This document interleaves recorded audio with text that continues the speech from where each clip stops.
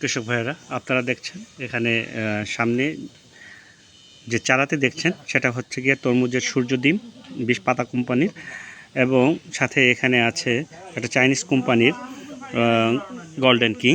এই দুইটা জাত এখানে লক্ষ্য করে থাকবেন যে এই চারাগুলো কিছুটা লিকলিকে হয়ে গেছে, অনেকটা লম্বাতে হয়ে গেছে।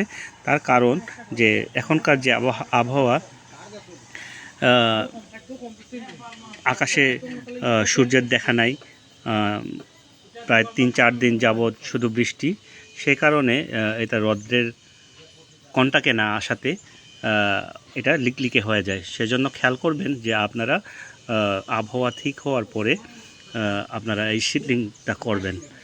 পক্ষান্তরে দেখবেন যে এটা আরও 7 দিন আগে করা।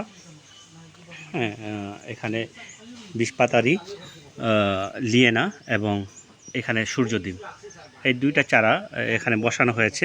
এইগুলো আবার ঠিক আছে এবং খুবই সুন্দর চারা হয়েছে। তো এটা আপনারা একটু খেয়াল করবেন। ধন্যবাদ।